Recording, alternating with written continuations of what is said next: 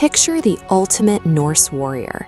He's massive, covered in mud and heavy furs, screaming across a blood-soaked battlefield with giant horns erupting from his helmet. That specific image of the horned helmet has an exact origin date, 1876. A costume designer working on Richard Wagner's opera Der Ring des Nibelungen sketched it out for the stage.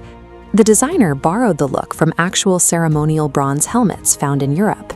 But those artifacts belong to the Bronze Age, predating the Viking era by a full 1,000 years. Because that popular caricature is a theatrical invention, we have to discard it completely. To see what a Norseman actually looked like, we need to assemble the physical evidence: human genomes, excavated bones, and surviving iron. Stripping away the fantasy monsters of modern cinema clears the way for the reality. The people who lived in the 9th century operated with a level of sophistication that Hollywood rarely captures. We start the reconstruction with raw data pulled directly from the earth. Excavations in places like Orkney, Scotland, give us access to intact genomes and detailed skeletal records. The bones reveal the extreme physical toll of a maritime life. Skeletons consistently show a high prevalence of degenerated, aching joints, along with severe dental wear from gritty diets and using their teeth as tools. When researchers analyze these skulls, they find a surprising lack of sexual dimorphism. The structural differences between male and female skeletons are minimal. Women often possessed prominent brow ridges, while the men typically had softer jawlines. Their physical forms were dictated entirely by the demands of grueling labor and harsh environments.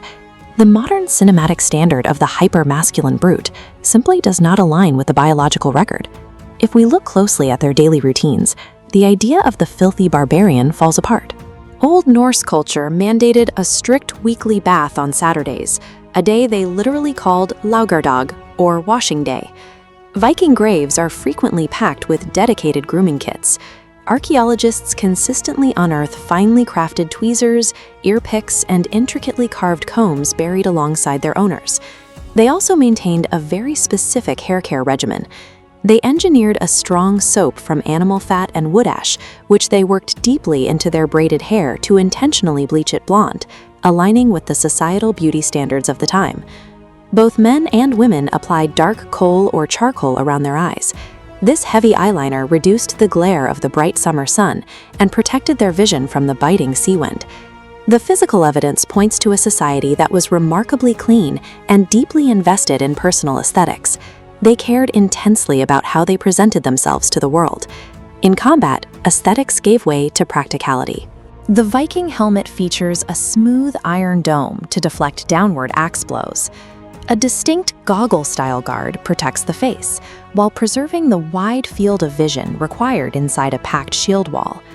For body armor, a wealthy fighter might wear a brynja, a protective shirt constructed from thousands of interlocking iron rings. Weighing around 12 kilograms, this chainmail was an incredibly rare and expensive piece of equipment. But the heavy iron rings came with a fatal flaw. If a warrior fell off a longship into the freezing ocean during a raid or a sea battle, the sheer weight of the brynja would pull them straight to the bottom. Every piece of Viking combat gear prioritized immediate physical survival. Looking intimidating to an enemy mattered far less than walking away from the crush of a shield wall alive. Zooming out from the individual fighter, we see a highly networked society operating out of planned, fortified trading centers like Hedeby.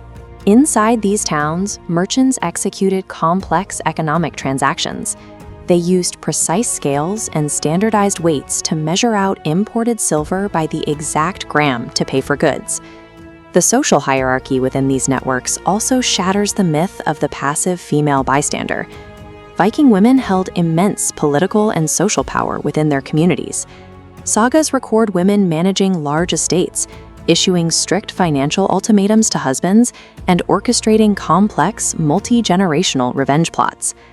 The true dominance of the Norse people came directly from these complex internal political networks and sophisticated economic structures, rather than brute physical force. When we assemble all the evidence, the historical Vikings stands before us. They are impeccably groomed, armed with highly practical gear, and deeply integrated into a cosmopolitan economy. This reality is a sharp departure from the filthy, fur-clad, horned caricatures that populate modern Halloween stores and fantasy movies. The actual Norsemen established vast international trade routes that connected Scandinavia to the Middle East, laying a vital economic foundation for medieval Europe. That expansion left a permanent biological signature. In places like Orkney, their ancient DNA remains woven directly into the modern population today. A civilization that can adapt to brutal environments, build global trade networks, and culturally integrate across continents is infinitely more interesting than a mythical brute blindly swinging an axe.